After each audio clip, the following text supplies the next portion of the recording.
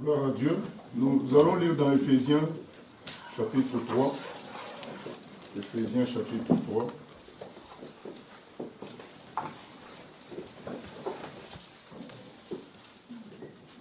Éphésiens, chapitre 3. Verset 20. Jusqu'à 21. Pourquoi pas. Éphésiens 3, 20 à 21, c'est écrit ceci. Or, à celui qui, par la puissance qui agit en nous, peut faire infiniment au-delà de tout ce que nous demandons ou pensons, à lui la gloire dans l'Église et en Christ Jésus, dans toutes les générations, au siècle des siècles. Amen. Amen. Je vais relire encore. Or, à celui qui, par la puissance qui agit en nous, peut faire infiniment au-delà de ce que nous demandons. Et ailleurs, c'est écrit dans d'autres versions, nous demandons ou imaginons. Il peut faire infiniment au-delà de ce que nous demandons ou imaginons. Le frère Paul veut nous montrer la puissance et la gloire de Dieu à travers ce verset. Il dit, il peut faire au-delà de ce que nous imaginons. Or, déjà, l'imagination de l'homme, c'est quelque chose de très très riche. L'homme peut s'imaginer beaucoup de choses, de grandes choses. Et on se souvient de M. Jules Verne, qui avait déjà pensé au voyage vers la Lune dans les années 1880-1890. Et ça s'est accompli. Il avait déjà pensé aux sous-marins. Voilà, l'homme peut imaginer vraiment des choses, mais ce verset nous dit que Dieu peut agir au-delà de ce que nous pensons ou imaginons, de sorte que finalement, c'est lui qui est Dieu. Nous, on n'est que des humains. Parce que si Dieu se limitait à ce que l'homme demande ou pense, ça voudrait dire que Dieu est au niveau de l'homme. Il nous surprendra toujours, il fera quelque chose qui nous dépasse. Parce qu'effectivement, c'est ça qui fait qu'il est Dieu. Parce que s'il ne nous dépasse pas, il se met à notre niveau. C'est très important de saisir ces choses pour ne pas tomber dans la religion. La religion, c'est faire des rituels, des cérémonies, des cultes, pour se maintenir en quelque sorte en attendant le salut. En attendant plutôt la fin du monde, en attendant d'aller au paradis. Ce n'est pas ce que Dieu nous demande. Éphésiens 3,20 nous dit que Dieu est glorieux à tel point qu'il peut faire au-delà de ce que nous pensons ou imaginons. Donc, quelle doit être la vie d'un chrétien? C'est l'attente de vivre cette gloire. Ça ne doit pas être juste l'attente d'aller au ciel. Ça fait partie. Mais il y a aussi l'attente d'expérimenter le bénéfice de l'œuvre de la croix ici sur terre. Ce n'est pas moi qui parle, c'est la parole de Dieu qui nous montre qu'il peut faire au-delà de ce que nous pensons ou imaginons. Bien aimé, bon, si nous devons nous limiter à prier, à faire des choses routinières, en quoi sommes-nous différents de tous ceux qui travaillent aussi dans la science? Ils évoluent aussi, ils découvrent des choses, ils ont une vie routinière et ils découvrent, ils évoluent. Nous, comme nous, on peut dire aussi, on était 10, maintenant on est 14.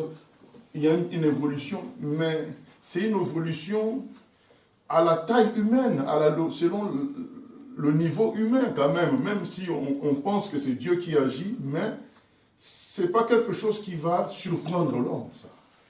Parce que l'homme aussi a des équipes de football qui avaient 20 supporters, après ça arrive à 100 000 supporters. Il y a des équipes qui commencent cette année en dernière position, 10 ans, 20 ans plus tard comme Montpellier, ben ils ont eu la plus grande coupe de rugby. C'est la première fois. Donc, pourtant, ça fait un moment qu'ils ont commencé. Il y a une évolution. Voilà. Donc si, dans notre fonctionnement de chrétien, d'église, ça se limitait à ce genre d'évolution, où est la différence? Il faut qu'on soit sérieux. Il n'y a pas la différence. Donc même si on se réjouit de notre salut, mais on doit rechercher aussi l'évidence de la gloire de Dieu, que cela se manifeste sur la terre. Ça fait partie aussi de notre héritage. On doit rechercher à vivre la gloire de Dieu. On ne doit pas se contenter de notre salut et aller au ciel. Ça, c'est pas être gentil pour les autres. Ça aussi, c'est pas être gentil pour Jésus. Jésus a payé de sa vie à la croix pour que nous vivions la gloire. Il n'a pas payé de sa vie pour que nous continuions à nous cacher. Non, il est ressuscité le troisième jour. Quand les femmes sont parties le chercher dans le tombeau, l'ange a dit, il ne faut pas chercher le vivant parmi les morts. Voilà, il ne faut pas aller chercher Jésus dans la défaite. Non, il est glorieux, il est grand. Et nous devons aspirer à ce que cette grandeur-là, cette gloire se manifeste. Mais bien aimé, dans tous les cas, il nous surprendra. Ma prière, c'est que je sois du bon côté de la surprise. Parce que quand la surprise vient, vous savez, le jour où Jésus a ressuscité Lazare, c'était la surprise.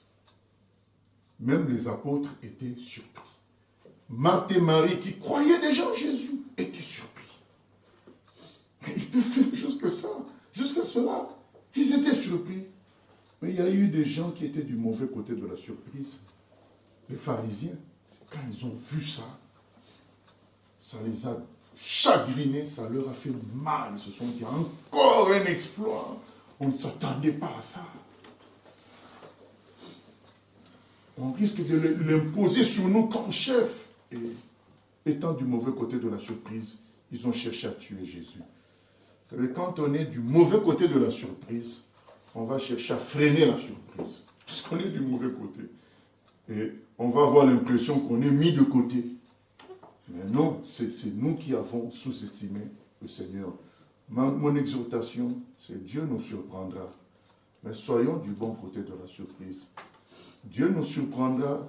Je parle en premier vraiment aux gens qui l'attendent, aux gens qui ne sont pas d'accord que les choses soient telles qu'elles sont aujourd'hui, où c'est le faux, les fausses prédications, les fausses doctrines, les faux serviteurs qui sont en vue, en train de faire la belle vie, où on a l'impression que le monde est en train de régner tranquillement. Vous savez, bon, on peut toujours régner, mais tranquillement en plus. On a l'impression que les forces des ténèbres n'ont plus d'opposition. Voilà. Les dirigeants du nouvel ordre mondial parlent comme des rois. Tout ce qui est lié à LGBT, ça se fait comme des rois partout. On change les noms de rues, on colorie les rues en fonction d'eux. Tout ça, quand on voit ça, on a l'impression que Jésus est absent. C'est un temps de désert pour nous. Mais le Seigneur nous prévient qu'il agira au-delà de ce que nous pensons. Amen. Voilà. Quand Dieu veut agir, il utilise des gens pour prévenir les autres qu'il va faire. Voilà. Parce qu'il y a des moments où on s'endort. Puisqu'on attend, et puis pendant qu'on attend, on s'endort. Après, il envoie quelques personnes et dit, non, ne vous découragez pas. Je suis vivant, dit l'Éternel. Ne vous découragez pas, il va envoyer des gens pour dire, attendez encore. Nous lisons dans Luc 18. Luc 18, à partir du premier verset.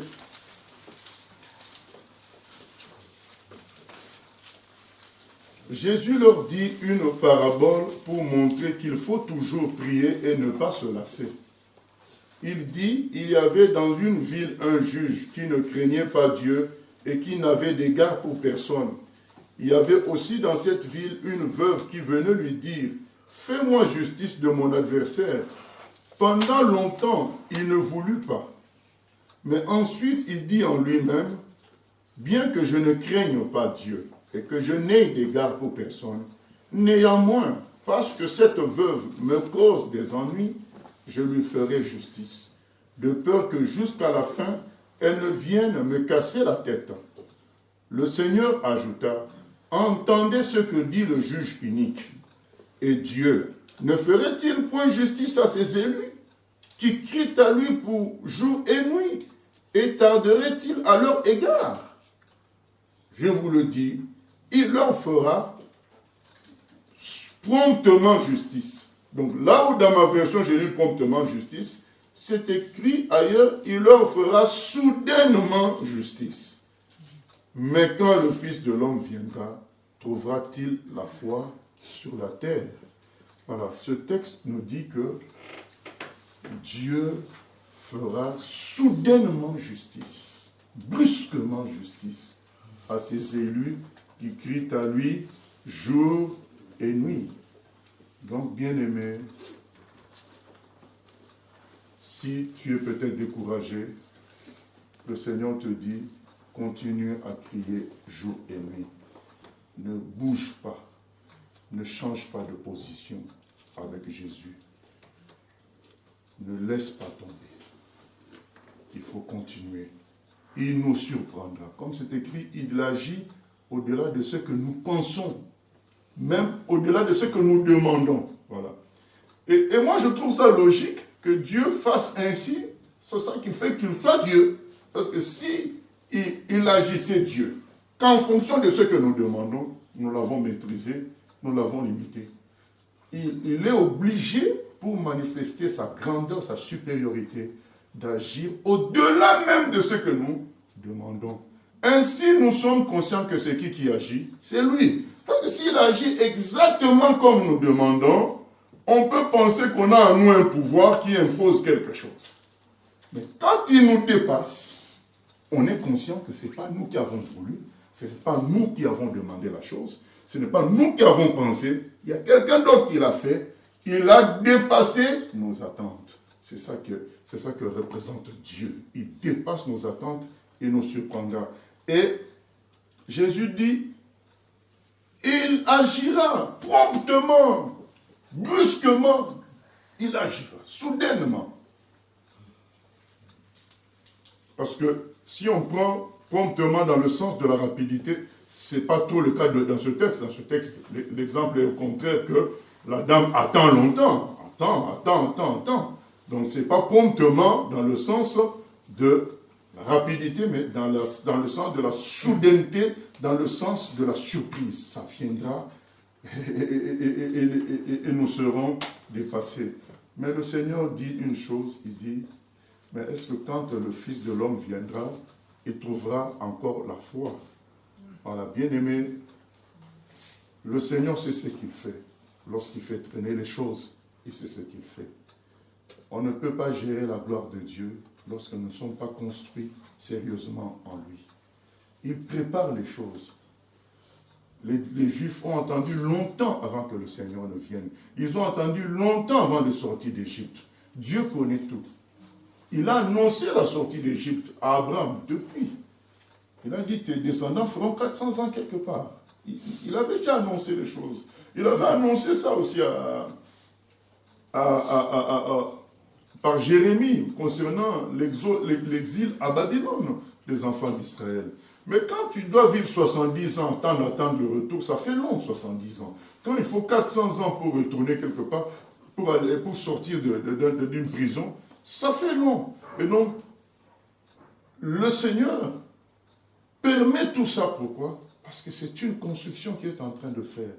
Mais ça n'enlève rien de son pouvoir, rien de sa puissance, rien de sa gloire. De sorte qu'au moment venu, il a surpris les enfants d'Israël. Il a utilisé quelqu'un qui venait de l'extérieur, Moïse, pour les sauver. Et il a fait des miracles qu'ils n'auraient jamais imaginés. Et ça sera toujours le cas de génération en génération. Dieu fera toujours comme ça. Dans notre génération aussi, il va nous surprendre. Parce qu'il est dit qu'une génération raconte à la génération suivante. Donc chaque génération va expérimenter la gloire de Dieu pour la raconter à la génération suivante. Donc chaque génération doit être dans une attente de vivre la gloire de Dieu pour sa génération. Et c'est ça mon exhortation. il nous surprendra. Alors maintenons-nous dans la foi. C'est ça là, le premier conseil. Maintenons-nous dans la foi. Quelqu'un dira, mais oui, mais on est toujours chrétien. Mais oui, mais il y a chrétien et chrétien. Chrétien ticket pour le ciel, c'est une chose. Mais chrétien qui croit que toute la Bible est vraie, c'est une autre chose.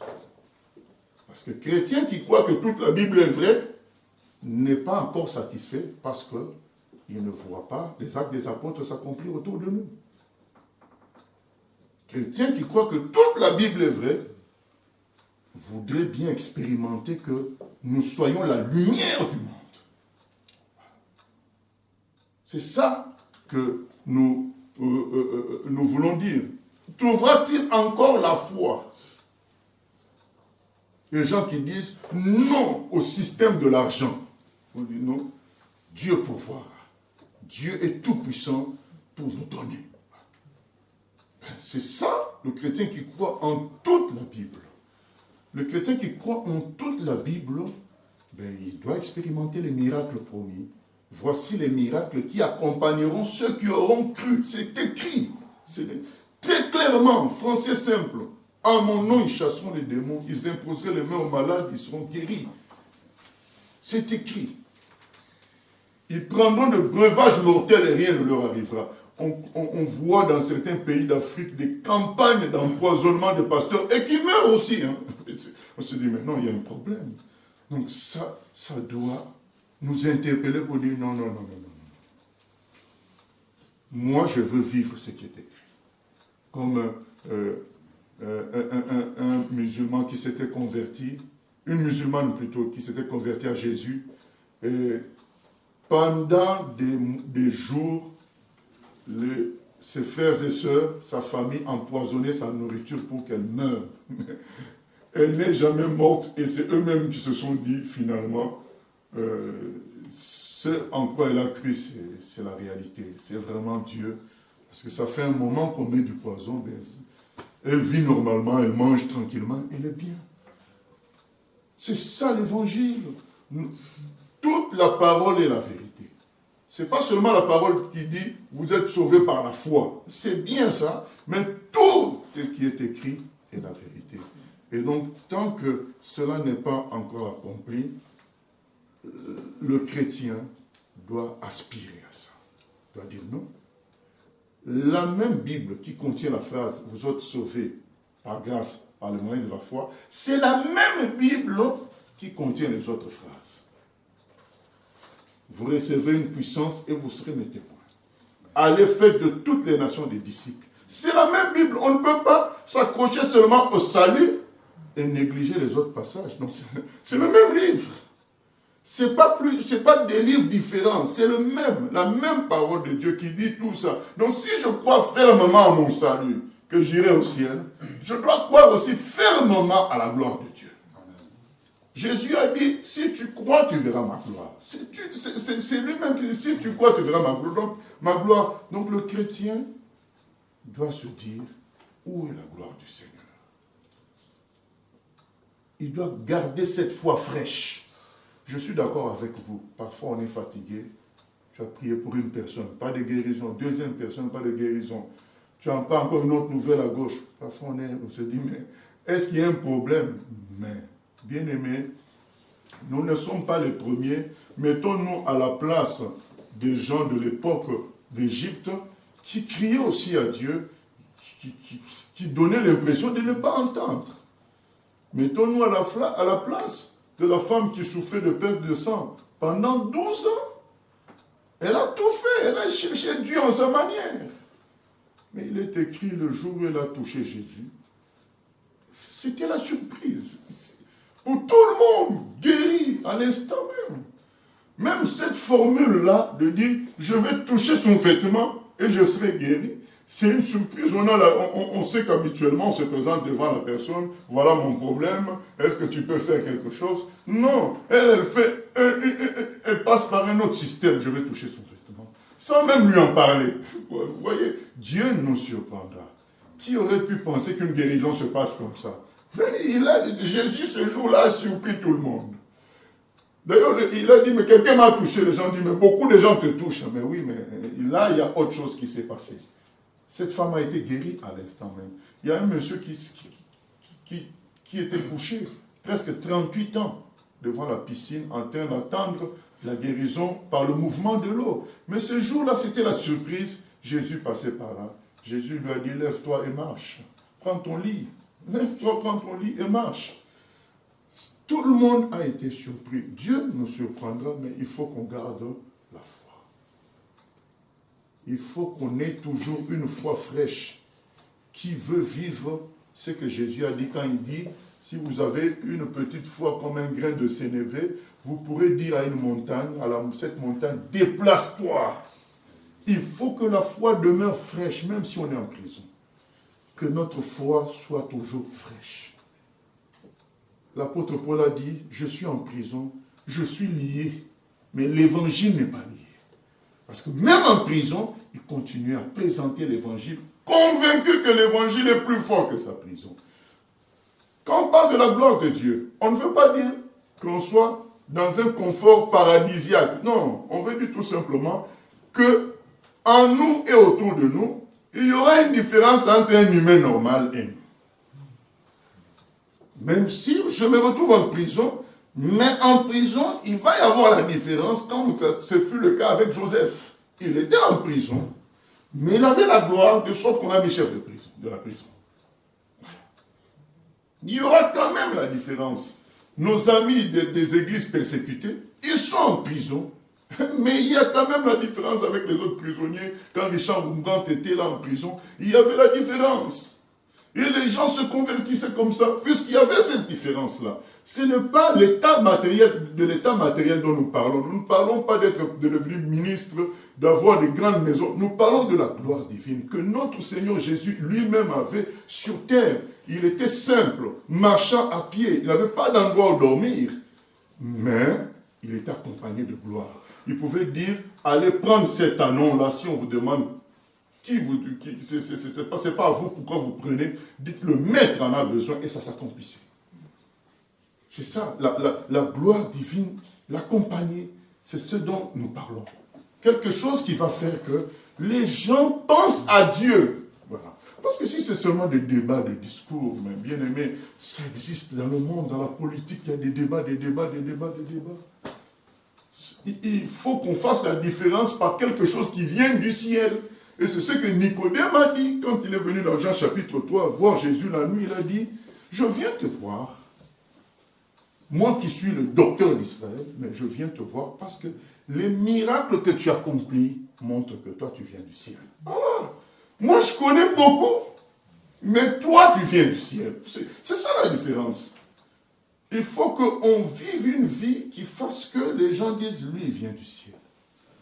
Lui, il a quelque chose du ciel, même si, voilà, tu n'es peut-être pas un grand connaisseur biblique, un docteur, mais le peu de choses que tu vas dire, les gens vont dire, mais lui, il a une assurance qui vient d'ailleurs. Et je pense que Goliath, quand David lui a dit, mais je vais te vaincre, je vais te frapper, il a dû se dire, oh, ce petit-là, il est soutenu par quelque chose que je ne maîtrise pas. Voilà. Parce que quand tu vois un enfant comme ça te dire, toi, tu as 2,50 m, un vrai soldat, lui n'est même pas soldat, il vient avec des cailloux, mais il te dit qu'il va te vaincre. Je crois que là, Goliath lui-même dans son cœur a tremblé. Ce n'est pas dit, mais quand tu fais face à une telle assurance, tu dis non, mais là, il y a un souci, il y a quelque chose qui vient d'ailleurs. Les amis de Daniel, quand ils sont devant le feu, ils disent au roi, nous n'avons pas peur. Notre Dieu nous délivrera. Mais même s'il ne nous délivre pas, c'est lui qui reste le grand Dieu. Je crois que dans son cœur, il était déstabilisé. Vous savez, tu as le pouvoir. Vous savez, quand comme le lion face à des bébés antilopes, il est lion, mais il regarde le bébé, il est déstabilisé. Il n'a plus la force de tuer. Je crois que le roi, ce jour-là, il était déstabilisé, mais comme il est roi, il doit montrer qu'il est fort devant tout le monde. Allez, envoyez-le dans le feu. Puisqu'on voit la rapidité de son changement, quand ils sont sortis du feu, il a dit, ah, vraiment, ces gens-là sont de Dieu. Mais il n'a pas dit ça parce qu'ils sont sortis du feu. Il a dit, ils ont préféré aller dans le feu plutôt que renier leur Dieu, qui pensait être le véritable. C'est ça qui a le plus choqué le roi. Ce n'est pas le miracle, c'est la foi fraîche, les amis de Daniel, qui, malgré le fait qu'ils semblaient en position de défaite, ils ont gardé une foi fraîche. C'est ce que moi j'appelle attendre à Jérusalem. Jésus a dit, attendez à Jérusalem. Ils ont attendu pendant 10 jours. Vous recevrez une puissance. Mais ils ont attendu comment? On va lire ça. Ils ont attendu en priant. Ils ont gardé la foi. En attendant, ils gardaient une foi strictement forte par rapport au fait que Jésus va agir. Ils ne savaient pas comment.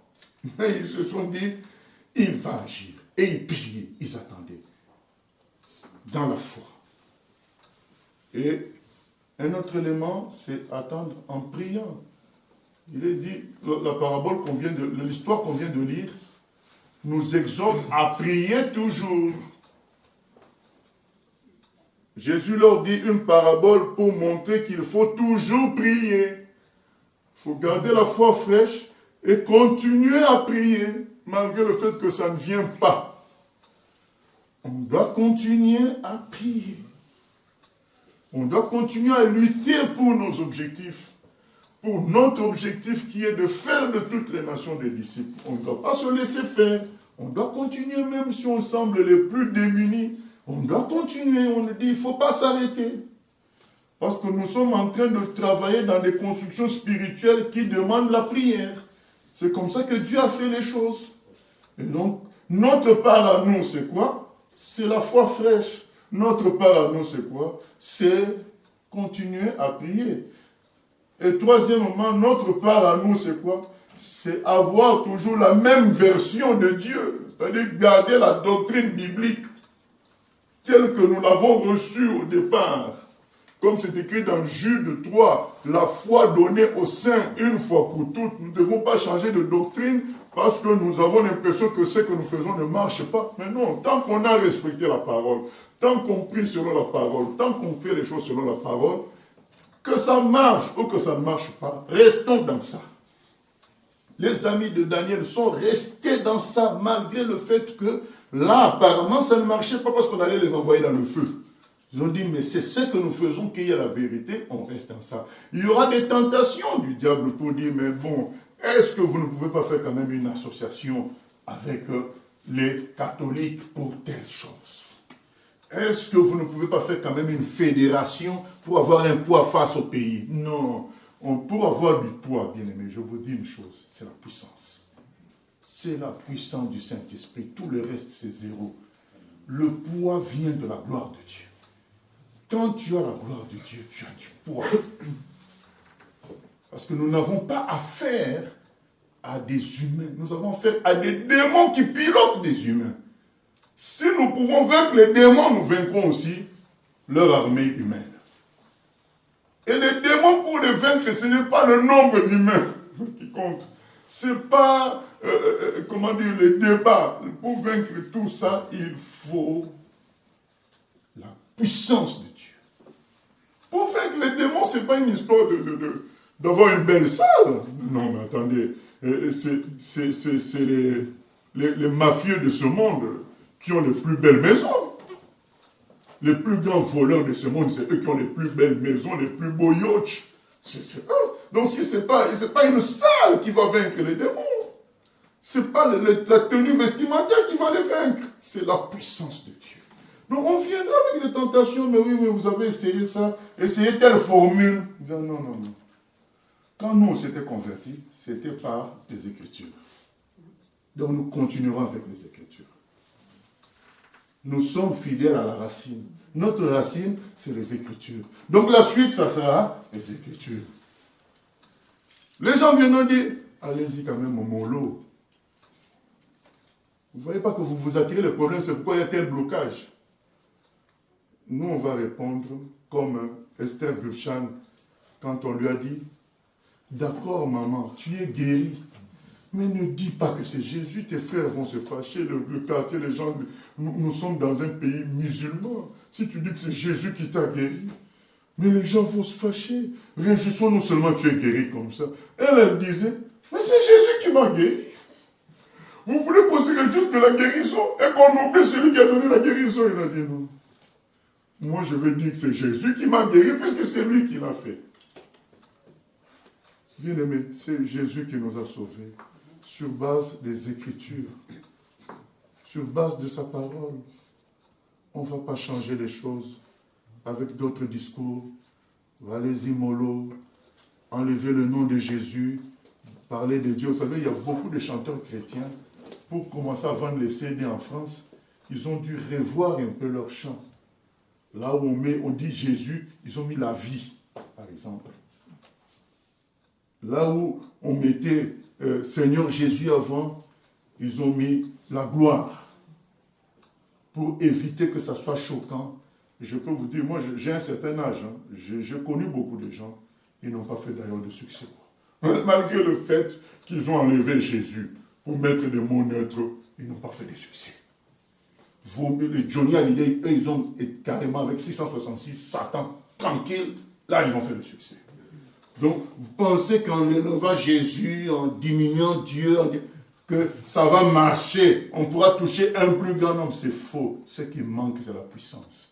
Si tu as la puissance, même si tu ne dis pas de Jésus clairement, mais que les gens apprennent que quelqu'un qui avait une maladie orpheline, vous savez les maladies de Téléthon là, donc on apprend que toi tu as prié pour quelqu'un de Téléthon, ça a été guéri, même s'ils savent que tu cites le nom de Jésus, ils viendront. Ils viendront pour comprendre, pour écouter. Pendant qu'ils viennent pour comprendre, toi tu balances la parole qui sauve. Et ceux qui doivent être sauvés seront sauvés. Mais ce n'est pas par les compromis, par faire ceci, selon les raisonnements humains. Non, on nous dit que Dieu nous surprendra. Donc à partir du moment que Dieu nous surprendra, à partir du moment qu'il fait au-delà de ce que nous pensons, nous ne devons pas chercher des méthodes à nous. Nous devons que faire notre part. Demeurer dans les Écritures. Parce que c'est clair que c'est lui qui agira soudainement, promptement. Donc ce n'est pas à nous d'imaginer comment ça va se faire. Nous, ce qu'on nous demande, c'est de rester dans les Écritures. Je recommence la foi fraîche. Toujours continuer à prier selon les objectifs bibliques.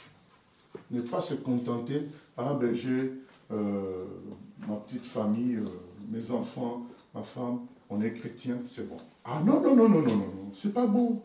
C'est pas bon. Parce que le voisin aussi doit aller au ciel. C'est pas bon. Bien aimé, moi j'aime les humains. À chaque fois que je marche, je vois les belles maisons, moi je suis triste. Je me dis, mais ces gens-là, ils n'ont pas le Seigneur. Je suis triste quand je vois la population. Parfois des gens malades. Le jour de la fête de la musique, une dame est venue me voir d'elle-même.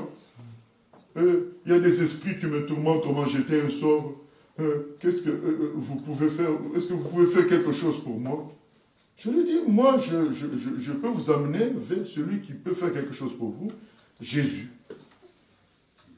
Elle m'a dit, mais Jésus, c'est du passé, non? Je lui ai dit, non, c'est pas du passé. Il est vivant, il est ressuscité. Il s'est donné à la croix pour nous et il peut vous sauver. Elle est restée là. Elle a dit encore quelque chose qui s'opposait à moi. Et puis elle a préféré partir. Je dis, mais cette dame est en train de souffrir, mais elle refuse Dieu à ce point. J'étais dépassé. Quand Ginette est arrivée, je dis, Ginette, est-ce que tu peux aller la voir? Bien aimé, maintenant, ce genre de personne, déjà, alors que celle-là était en train de souffrir, mais elle répond comme ça. Imaginez les riches aujourd'hui. Quelle réponse ne nous donnerait-il pas? Ils vont nous renvoyer. Mais bien aimé, il est écrit, là où le péché a abondé, la grâce a surabondé. Un chrétien ne peut pas être tranquille et dire, bon, ils sont devenus mauvais. Nous, on se contente entre nous. Non, on ne peut pas. On doit, tu es assis, tu te souviens, mais le Seigneur a dit que là où le péché a abondé, la grâce a surabondé, je veux continuer. je veux continuer à prier jusqu'à ce qu'il y ait une gloire qui dépasse de telles résistances. Et c'est possible. Le monsieur a dit, il agira soudainement. On doit compter sur lui.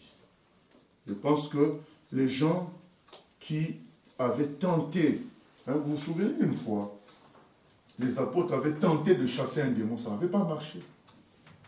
Mais quand Jésus est arrivé, il a chassé le démon. Mais quand ils ont chassé et que ça n'avait pas marché, sachant que ça avait marché avec d'autres, quelle a été la conclusion du papa de l'enfant?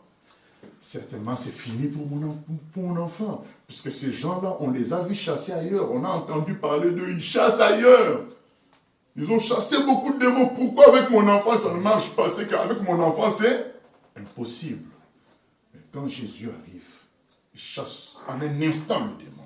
C'est pour nous dire quoi? Jésus nous surprendra, bien-aimés. Jésus n'est pas un faux messie qui est mort. Ce n'est pas comme certains prophètes qui sont morts. Donc ce sont les adeptes qui le défendent. Non.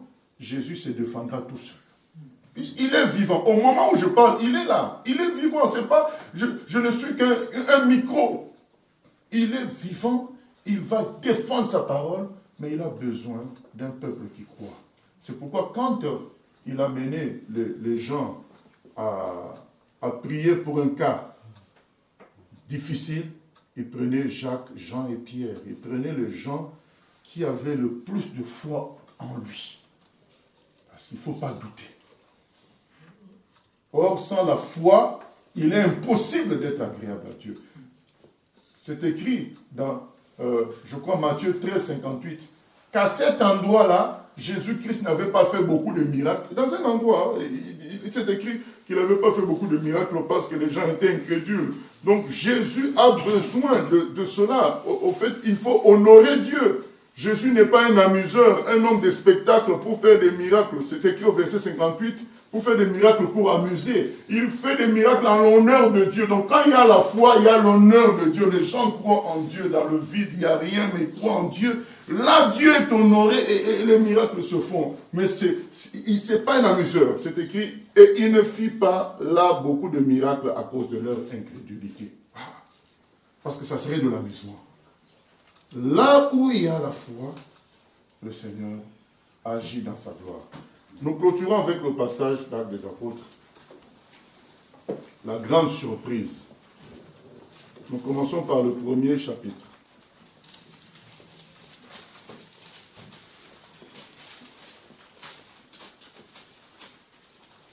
Théophile, j'ai parlé dans mon premier livre, premier verset, de tout ce que Jésus a commencé de faire et d'enseigner, jusqu'au jour où il fut enlevé au ciel, après avoir donné ses ordres par le Saint-Esprit aux apôtres qu'il avait choisis. C'est à eux aussi qu'avec plusieurs preuves, il se présentant vivant après avoir souffert, et leur apparut pendant 40 jours en parlant de ce qui concerne le royaume de Dieu. Comme il se trouvait avec eux, il leur recommanda de ne pas s'éloigner de Jérusalem, mais d'attendre la promesse du Père, dont, leur dit-il, vous m'avez entendu parler. Car Jean a baptisé d'eau, mais vous, dans peu de jours, vous serez baptisés d'Esprit Saint. Eux donc, réunis, demandèrent, Seigneur, est-ce en ce temps que tu rétabliras le royaume pour Israël? Il leur répondit, ce n'est pas à vous de connaître les temps ou les moments que le Père a fixés de sa propre autorité. Mais vous recevrez une puissance, celle du Saint-Esprit, survenant sur vous, et vous serez mes témoins à Jérusalem, dans toute la Judée, dans la Samarie et jusqu'aux extrémités de la terre. Après avoir dit cela, il fut élevé pendant qu'ils le regardaient, et une nuée le déroba à leurs yeux. Et comme ils avaient les regards fixés vers le ciel pendant qu'ils s'en allaient, voici que deux hommes en vêtements blancs se présentèrent à eux et dirent, « Vous, Galiléens, pourquoi vous arrêtez-vous à regarder au ciel? Ce Jésus qui a été enlevé au ciel du milieu de vous reviendra de la même manière dont vous l'avez vu aller au ciel. » Alors ils retournèrent à Jérusalem depuis le mont appelé des Oliviers, qui est près de Jérusalem, à la distance d'un chemin de sabbat. Quand ils furent entrés, ils montèrent dans la chambre haute où ils se tenaient d'ordinaire. C'étaient Pierre, Jean, Jacques et André, Philippe et Thomas, Barthélemy et Matthieu, Jacques, fils d'Alphée, Simon le Zélote et Jude, fils de Jacques. Tous d'un commun accord persévéraient dans la prière avec les femmes, avec Marie, mère de Jésus, et avec ses frères. Nous voyons la promesse du Seigneur. Vous allez recevoir une puissance pour être mes témoins jusqu'aux extrémités de la terre. Et il leur dit, vous attendez à Jérusalem. Le Seigneur nous demande d'attendre. Attendons dans la foi, dans les prières, dans la sainte doctrine. Attendons, continuons à prier, mais restons à Jérusalem. Restons dans la sainte doctrine. Restons dans la simplicité de Jésus, dans la simplicité des Écritures. Restons comme ça, parce que si on sort de ça, on a brisé le contrat. Le contrat, c'était d'attendre à Jérusalem. Ce n'est pas d'aller ailleurs pour forcer quoi que ce soit. On n'a rien à forcer. C'est le Seigneur qui agira. Il nous surprendra. Et ils étaient en train d'attendre dans la prière, avec foi, tout en respectant ce que le Seigneur leur avait dit. Et finalement, qu'est-ce qui se passe au chapitre 2? Lorsque le jour de la Pentecôte, qui était une fête juive, arriva, ils étaient tous ensemble dans le même lieu. Tout à coup, il vint du ciel un bruit comme celui d'un souffle violent qui remplit toute la maison où ils étaient assis. Des langues qui semblaient de feu et qui se séparaient les unes des autres leur apparurent. Elles se posèrent sur chacun d'eux. Ils furent tous remplis d'Esprit Saint et se mirent à parler en d'autres langues, selon que l'Esprit leur donnait de s'exprimer. Bien aimés, les apôtres avaient vécu beaucoup de choses avec Jésus. La tempête, on dit silence, ça se calme. La résurrection de Lazare. Mais je ne pense pas qu'ils imaginaient qu'un jour, un vent venant du ciel allait souffler, que de feu allait descendre sur leur tête. Ils n'avaient pas pensé à ça. Ça, c'est la surprise du Seigneur. Comme nous, on est en train de lire ça, peut-être que certains s'attendent à nous aussi, on vivra comme ça à peu près. Le Seigneur nous surprendra. Personne ne peut savoir exactement ce qu'il va faire. Mais on nous demande de nous attendre à quelque chose de glorieux qui dépasse l'entendement humain. Voilà. Dernier point de la préparation, préparer son cœur à cela. Parce que quand Dieu se manifeste dans la gloire, lorsque le cœur n'est pas prêt, beaucoup vont devenir orgueilleux et vont s'éloigner de Dieu. C'est dernier avertissement pour le chrétien, préparer son cœur à l'humilité, à la simplicité, un cœur pur. Et dernier avertissement pour les non-chrétiens, le jour où le Seigneur se manifeste, ça devient comme un jour de jugement aussi. Vaut mieux croire en lui quand il parle encore, il donne des avertissements. Le Seigneur n'a pas perdu la bataille. Il a gagné une fois pour toutes à Golgotha. Le troisième jour, il est ressuscité, prouvant qu'il a gagné à Golgotha. Ce n'est pas parce que nous, les chrétiens d'aujourd'hui, nous semblons insignifiants, faibles, que le Seigneur a perdu la bataille. Ne mesurez pas le Seigneur en fonction de nous. Parce que certains, dans nos familles, dans notre entourage, quand ils nous regardent, ah mais lui, je l'ai vu encore, il a trop mangé tel jour. Oui, mais ça c'est l'homme qui peut avoir ses faiblesses. Mais la vérité est éternelle. Dieu est éternel. Il faut juger le Seigneur par lui-même. Et la parole, c'est le Seigneur qui parle. Ce n'est pas un homme. Aujourd'hui, nous paraissons comme les enfants d'Israël, à Babylone, comme en défaite. Mais il est écrit dans le psaume 126, quand le Seigneur les a libérés, c'était un jour de gloire. Et les nations les regardaient avec envie. Ah, Dieu a fait pour eux de grandes choses. Il ne faudra pas que ça arrive et tu commences à regarder avec envie. Non, c'est maintenant le moment de croire en Jésus. Vous savez, les gens qui sont sortis d'Égypte sans trop croire, malgré les miracles, ils ne sont pas entrés en terre promise. Voilà. On peut venir au secours de la victoire. C'est-à-dire que quand les choses sont déjà bien faites, c'est là que tu viens te rajouter. Mais ça veut dire que tu t'es rajouté en fonction de ce que tu as vu, pas en fonction de ce que tu as cru. Aujourd'hui, Dieu nous donne l'occasion de croire. Parce que qui peut refuser la gloire visible? Personne.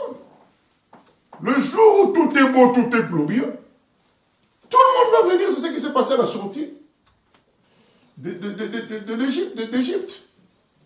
Il est écrit qu'il y a un ramassis qui est parti avec, c'est-à-dire des gens qui n'avaient pas forcément foi, mais devant le fait que les gens commençaient à donner leur richesse aux enfants d'Israël.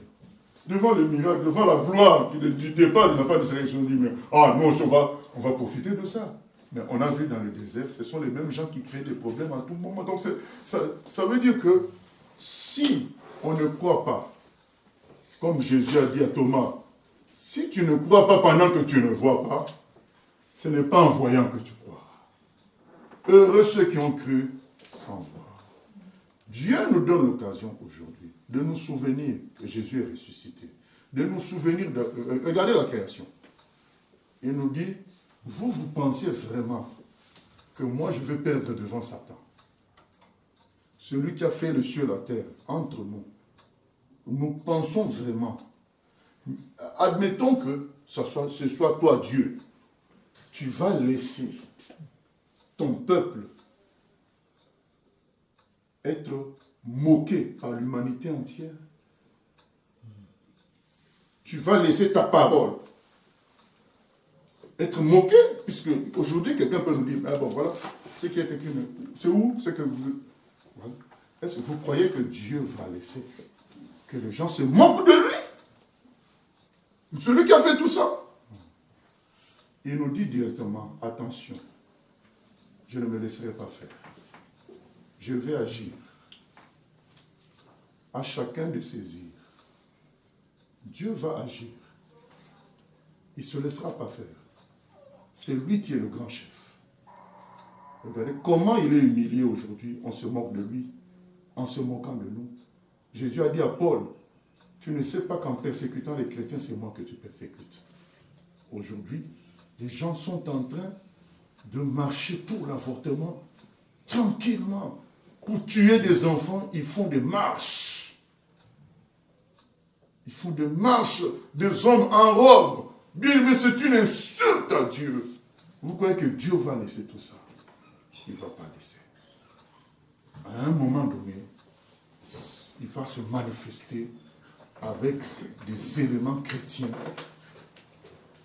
Il va glorifier son nom. Ça ne veut pas dire que l'humanité se convertira totalement. Mais les gens verront sa gloire. Les gens reconnaîtront comme du temps d'Élie. C'est l'Éternel qui est Dieu. Même s'ils continueront juste après à critiquer, vous savez, comme un pasteur nigérien avait dit, il y avait un débat entre lui et un sorcier. Il a dit, puisqu'il devait faire la réunion de tous les sorciers du monde dans sa ville, à Benin City. Et on les a invités à la télé, lui, puisque lui, il a balancé que cette réunion n'aura pas lieu. On l'a invité, lui est le grand sorcier organisateur de cette conférence des sorciers du monde entier. Et, ils se sont retrouvés sur le même plateau de la télé. Le pasteur nigérien a dit, vous savez, la Bible promet la mort à tous ceux qui font les pratiques magiques. Donc, monsieur, si vous me dites, je vous pose une question, êtes-vous sorcier? Donc, si vous dites que oui, vous êtes un sorcier, vous allez aujourd'hui mourir. J'ai l'autorité de vous faire mourir. Veuillez répondre. Vous êtes sorcier? Le monsieur a traîné, il a fini par dire non, je ne suis pas sorcier. Bien aimé, c'est ça la gloire de Dieu. et la conférence n'a pas eu lieu. Voilà, c'est tout. Le serviteur de Dieu a dit, dans ma ville, il n'y aura pas cette conférence. C'est moi le chef ici dans cette ville. Le Seigneur nous a donné l'autorité de marcher sur les serpents, les scorpions, sur toute la puissance de l'ennemi. Luc 10, 19. Verset clair. Et nous, on regarde comme ça, on laisse faire. Non. Nous allons continuer toujours à prier en fonction des versets bibliques. Toujours. Et ce jour-là, les langues de feu sont descendues. Boum! Ils ont commencé à parler toutes les langues des gens qui étaient là. Nous continuons à lire. Au bruit qui se produisit, la multitude accourut et fut bouleversée parce que chacun les entendait parler dans sa propre langue. Amen, amen. Quel miracle! Qui pouvait s'attendre à ça? Vous êtes là avec 15 langues. Vous savez, c'est des fêtes où les Juifs du monde entier reviennent. Même aujourd'hui, ça existe encore. Pendant les fêtes, les Juifs du Maroc rentrent, les Juifs d'Argentine rentrent. Mais tous ces gens-là ont leur langue actuelle aujourd'hui. Ils ont des langues comme espagnol, arabe, tout ce que vous voulez. Les Juifs du Pakistan rentrent. Tous ces gens-là, ils arrivent là, ils entendent qu'on parle le pakistanais, on parle l'arabe, on parle dans l'espagnol. Ils disent, mais comment se fait? Ce sont des gens de Galilée. Ce jour-là, Dieu a surpris. À notre époque, Dieu aussi va surprendre parce qu'il est écrit, il est le même hier, aujourd'hui, éternellement. Ma prière, c'est qu'on se prépare. Qu'on se prépare. Ne venons pas au secours de la victoire, ça sera trop tard. C'est maintenant qu'il faut se ressaisir et se remettre dans la foi fraîche, dans les prières, dans la doctrine biblique telle qu'elle est. Et dans un cœur pur, un cœur humble, simple. Ils étaient hors d'eux-mêmes et dans l'admiration et disaient, voici ces gens qui parlent, ne sont-ils pas tous galiléens? Comment les entendons-nous, chacun dans notre propre langue maternelle? Parthes, Mèdes, Élamites, ceux qui habitent la Mésopotamie, la Judée, la Cappadoce, le Pont, l'Asie, la Phrygie, la Pamphylie, l'Égypte, le territoire de la Libye voisine de Cyrène, et ceux qui sont venus de Rome, juifs et prosélytes, crétois et arabes, nous les entendons parler dans nos langues des merveilles de Dieu. Tous étaient hors d'eux-mêmes et perplexes et se disaient les uns aux autres, que veut dire ceci? Mais d'autres se moquaient et disaient, ils sont pleins de vin doux. Alors Pierre, voilà, ce sont les gens qui sont à côté de la surprise. De l'autre côté de la surprise, ah mais ils sont ivres. Voilà, ils sont perdus, c'est devenu un jugement pour eux. Alors Pierre, debout avec les 11, éleva la voix et s'exprima en ces termes. Vous juifs et vous tous qui séjournez à Jérusalem, sachez ceci et prêtez l'oreille à mes paroles. Ces gens ne sont pas ivres, comme vous le supposez, car c'est la 3e heure du jour. Mais c'est ce qui a été dit par le prophète Joël. Dans les derniers jours, dit Dieu, je répandrai de mon esprit sur toute chair. Vos filles et vos fils prophétiseront. Vos jeunes gens auront des visions et vos vieillards auront des songes. Oui, sur mes serviteurs et sur mes servantes, dans ces jours-là, je répandrai de mon esprit et ils prophétiseront. Je ferai des prodiges en haut dans le ciel et des signes en bas sur la terre, du sang, du feu et une vapeur de fumée. Le soleil se changera en ténèbres et la lune en sang avant que vienne le jour du Seigneur, ce jour grand et magnifique. Alors quiconque invoquera le nom du Seigneur sera sauvé. Israélites, écoutez ces paroles. Jésus de Nazareth, cet homme approuvé de Dieu, devant vous par les miracles, les prodiges et les signes que Dieu a fait par lui au milieu de vous, comme vous le savez vous-même. Bien-aimés, rappelons-nous de tout ce que Jésus a fait. Cet homme, livré le dessein, selon le dessein arrêté et selon la prescience de Dieu, vous l'avez fait mourir en le clouant à la croix par la main des impies. Dieu l'a ressuscité en le délivrant des liens de la mort, parce qu'il n'était pas possible qu'il soit retenu par elle. Car David a dit de lui, je voyais constamment le Seigneur devant moi, parce qu'il est à ma droite, afin que je ne sois pas ébranlé. Voilà pourquoi mon cœur se réjouit et ma langue est dans l'allégresse, et même ma chair reposera avec espérance. Car tu n'abandonneras pas mon âme dans le séjour des morts, et tu ne laisseras pas ton sein voir la corruption. Tu m'as fait connaître les chemins de la vie, tu me rempliras de bonheur par ta présence. Frères, qu'il me soit permis de vous dire franchement, au sujet du patriarche David, qu'il est mort, qu'il a été enterré et que sa tombe existe encore parmi nous jusqu'à ce jour. Comme il était prophète et qu'il savait que Dieu lui avait juré par serment de faire asseoir un de ses descendants sur son trône, il a prévu par ses paroles la résurrection du Christ, qui en effet n'a pas été abandonné dans le séjour des morts et dont la chair n'a pas vu la corruption. Ce Jésus, Dieu l'a ressuscité. Nous en sommes tous témoins. Élevé par la droite de Dieu, il a reçu du Père l'Esprit Saint qui avait été promis. Et il a répandu comme vous le voyez et l'entendez. Car David n'est pas monté dans les cieux, mais il dit lui-même, le Seigneur a dit à mon Seigneur, assieds-toi à ma droite, jusqu'à ce que je fasse de tes ennemis ton marchepied. Que toute la maison d'Israël sache donc avec certitude que Dieu a fait Seigneur et Christ, ce Jésus que vous avez crucifié.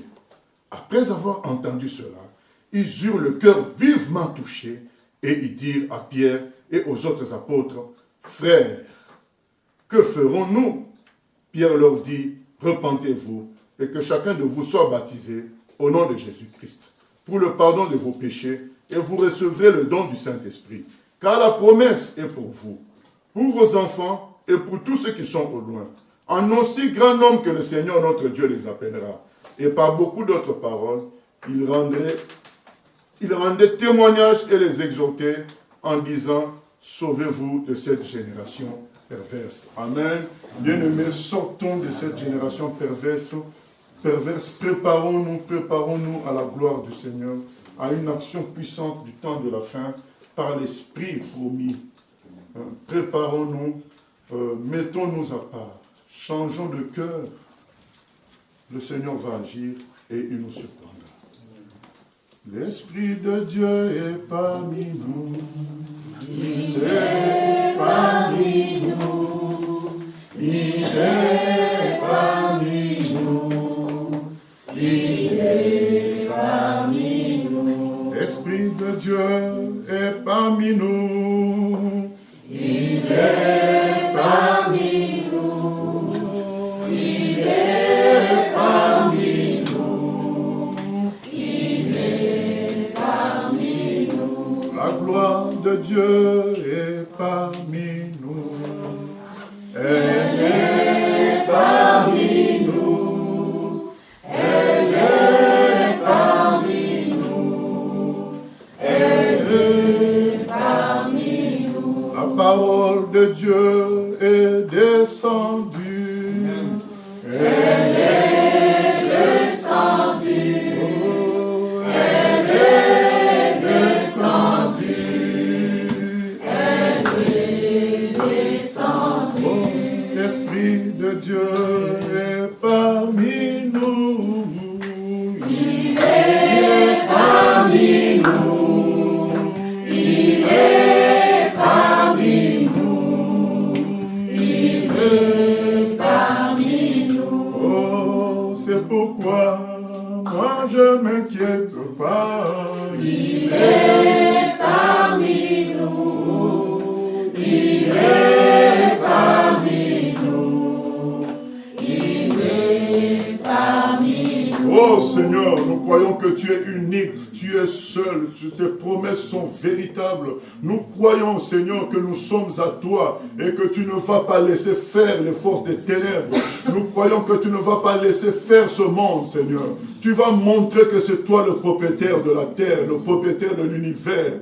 Tu vas soigner tes enfants pour être lumière, pour être sel, pour que ça soit clair que c'est toi qui es Dieu. Comme du temps d'Élie, le feu tombera du ciel et démontrera où se trouve Dieu, Seigneur. Démontrera qui est le chef. Seigneur, nous croyons en cela et nous prions que ton esprit nous prépare. Dans la simplicité, l'attachement à la vérité, l'amour, les objectifs qui sont tes objectifs, sauver l'humanité et glorifier ton seul. À toi la gloire, la louange pour ta fidélité, Papa. Au nom de Jésus. Amen. Amen. Amen.